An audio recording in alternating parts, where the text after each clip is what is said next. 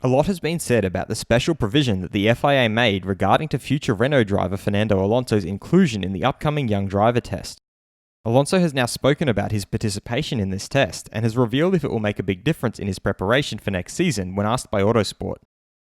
I'm your host Dillon Shelley, and first up on Formula World, what Alonso thinks of being part of the young driver test. Alonso started by stating that every kilometer in the current car will be helpful. I know that there was a lot of media attention to this. I mean, every kilometer is important and it will be welcome.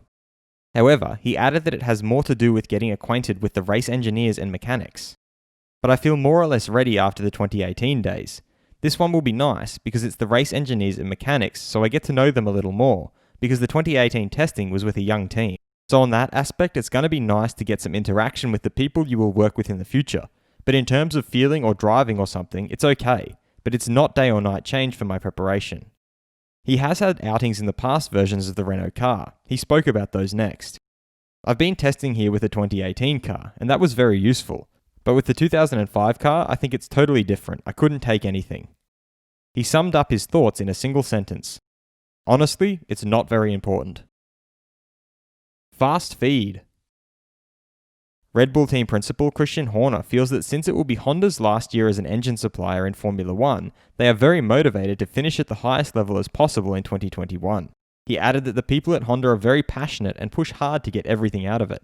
He further stated that it is difficult to know how the new floor design for 2021 affects other teams, but of course it has an impact. It is a sensitive area of the car. He also feels they need a car that can perform on various circuits, which Mercedes have been good at producing. That's where Red Bull need to be strong next year, especially with the 23 race calendar. Track engineer director at Mercedes, Andrew Chauvelin, has confirmed that their turned-down engine for the final race was not the difference between first and second. He further explained that they're talking significantly less than a tenth of a second, and that it was not an amount that's going to determine the race result. Christian Horner feels that what his driver Max Verstappen sometimes got out of the car is unprecedented. In spite of everything, he still managed to fight with Mercedes on a regular basis. Former F1 driver Ralf Schumacher feels that Nico Hülkenberg won't be an important topic of conversation at Red Bull, as he can't imagine that Hülkenberg is still in the picture at Red Bull. Mercedes' Valtteri Bottas is of the opinion that the season finale could have been worse, and actually, looking at the bigger picture, it only motivates them more to work harder for the winter. Daniel Kvyat has lamented about his final race of 2020 by stating the balance, when it's wrong, it's wrong. There's nothing you can do, you're a sitting duck. Outgoing F1 driver Kevin Magnussen is happy to have had the opportunity to have raced in F1. It was his childhood dream. However, he is sad to be leaving on such a bad performance. At the end of the day though, they had no expectations coming into this race.